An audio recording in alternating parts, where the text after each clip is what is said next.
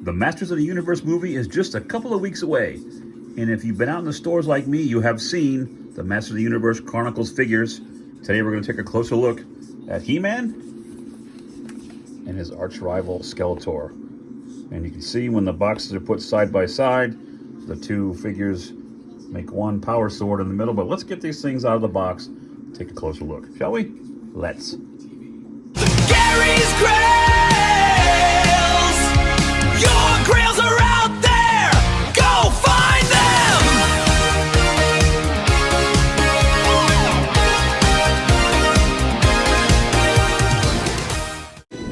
You have chosen wise. I'm going to start off with Skeletor. As soon as you slip the inner packaging out, you can see what you get. The figure is just right there in plain sight with his staff, a couple extra hands, and this little plastic insert does come out to reveal a little inner diorama if you wanted to use it.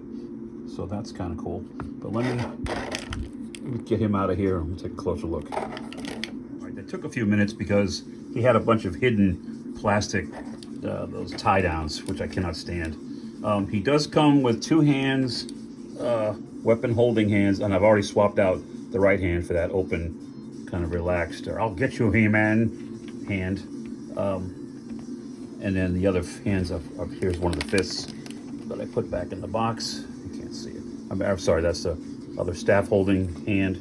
Way to focus. And then there's a closed fist. I'm trying to put it all back in the plastic. Bear with me for 1 second, because if I don't put it in there now, I will lose it to the carpet monster. And there's the other one, which is the closed fist right there. Excuse me. His other accessory, of course, is his crazy goat's head or whatever creature that is staff. Nicely detailed. The horns. Is it black eyes? Black eyes, lifeless eyes, like a doll's eyes. Got that little wrapping around the neck piece and then moves on down to this. It looks like a wood grain, but I don't think it's supposed to be. And then there's a little stabby, pointy part at the end. So that's his weapon of choice, which you can see him brandishing it there on the back of the box.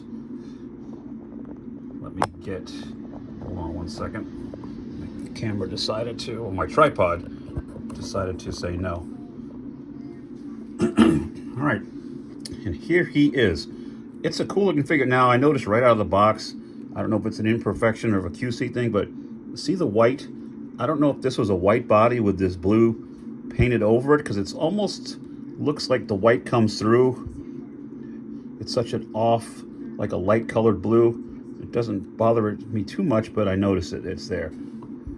Here is the head sculpt. Now this piece here is glued down to the top of his chest. He's got the longer hood. You can lift this, but this part is all connected. And here's and it's nicely detailed. You can see some wrinkles sculpted in to the hood, the cloak. And this is kind of a pliable plastic. I like that kind of dirty purple color, and it's detailed on both sides. Take a look at the back of Skeletor. He's got his greaves or gauntlets, his little leather loincloth, pardon me. That's harder plastic there, which is fine. And some darker purples and browns detailing the different colors on the boots, which is nice. Yeah, see, the white seems to come through, at least on camera. And let's take a closer look at the head. I don't know if you can see it. There you kind of can. There are red eyes in there, and there is a slight articulation to the jaw, which is cool. Leave that open.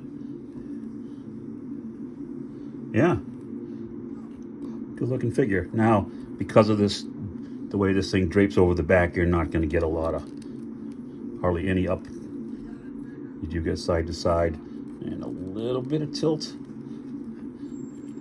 Arms get up there to 90. I'm sure it'll rotate. It's does kind of grab right here, so you don't want to rub the paint, but I haven't bent this thing or moved it yet. Arms, get right to these. He's been at the gym. And then, of course, the wrist swivels and pivots up and down, which they should. You've got a cut here at the chest, which gives you a nice amount of twist. There's also one down low at the waist, so you can really get some nice swivel out of them and for different looks, poses. That's good. I like it. Legs, this is a loose plastic here, so it shouldn't hinder too much. Excuse me. Leg will kick up to there. It looks like there's supposed to be a double knee, but this is kind of, there it goes. It's just tight. There you go.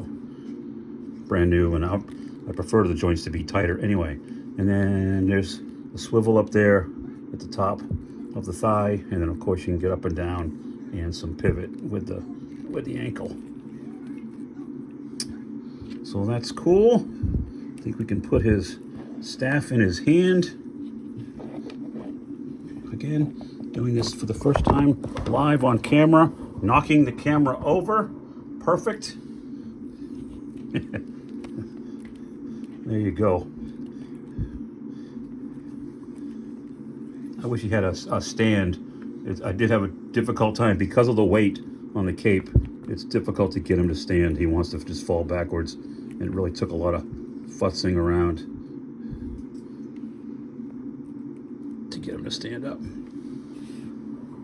So there is your Skeletor. Now let's take a look at his adversary, He-Man. All right, be right back. So we've got Prince Adam, or He-Man, out of the packaging. Same situation as Skeletor. He's got this little backdrop, Castle Grayskull, that you could use, I guess, if you were so inclined.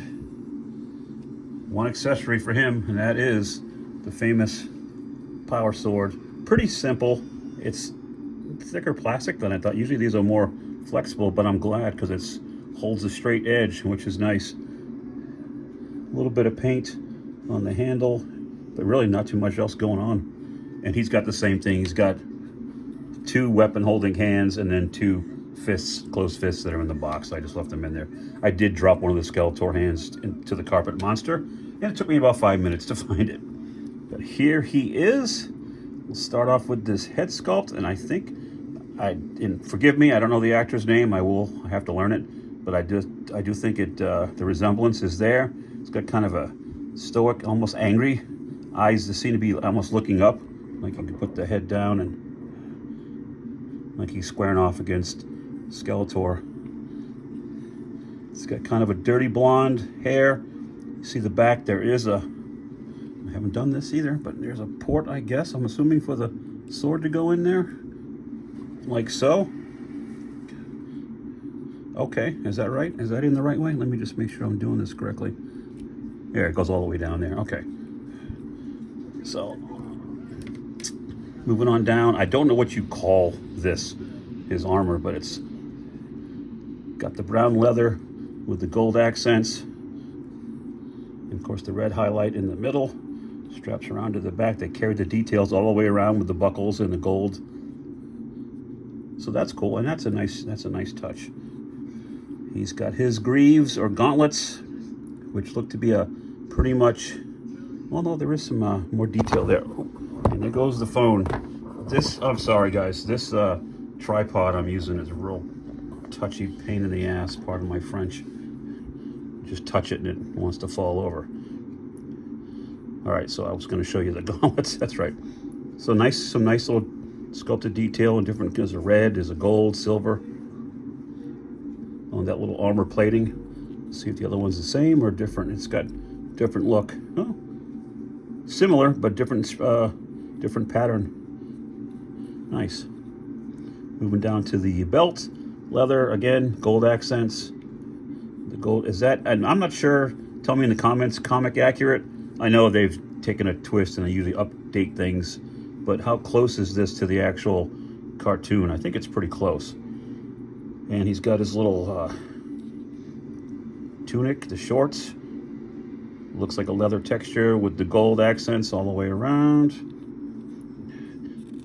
And that's glued down, which is good. We don't want to see the He-Man butt. And the boots look nice. Sculpted straps and buckles all the way around, and no tread, but there's peg holes. That's good. Let's take a look at his articulation. Now this is right there behind his head, so that may hinder. Yeah, see, it doesn't go back that much. You can push him back this way, but you're not going to get a lot of head movement. Down, just minimal. Some tilt, and of course it is on a joint here, so that's good. Get a little bit of a different expression. Arms go all the way out to 90. It'll probably go a little higher. Of course, they'll rotate 360. You get a nice bend. He-Man spent his time at the gym as well, and I'm sorry, the camera's gonna go again. I feel it. Stay with me. In the chest, you've got the cut up here as well. It's hidden behind his leather armor there, and there's also a twist at the waist, just like with Skeletor, so you can really get some cool poses out of him if you want to. His legs go up a little bit higher. Double bend at the knee. There is a swivel up here at the upper thigh. Also a boot at the cut of the boot, a swivel there. That's good. And then you can get him to ski jump, pirouette, and of course there's an ankle rocker as well. And I would be remiss if I didn't try to put him into his iconic pose. So let me see if I can do that. And I'm not going to do it live on camera in case there's a mishap. But let me see if I can pose him up so he looks like the packaging. All right, be right back. Success. So there he is. I like my pose a little bit. His legs a little spread out, a little bit wider. But there you go. There's the I have the power. Look, I just wish he looked up. It's nice because this wrist does hinge up and down, so you can get the sword, you know, standing straight up, which is a plus. But I think that's cool. So let me know in the comments, are you guys going to be collecting this line? I have seen, obviously I've seen these two. I've seen Trapjaw and Triclops and Man-at-Arms. I'm not sure if I'm going to go in full in with the whole line or just get some of my favorite characters. I'm looking forward to seeing what Beastman looks like, and Mechanic is another one. But for now, we'll start off with the two main guys, and let me know in the comments what you think. Appreciate you guys for watching. Gary's Grails reminding you once again, your Grails are out there. Go find them. Thanks for watching, and I'll see you next time. He really does have the power.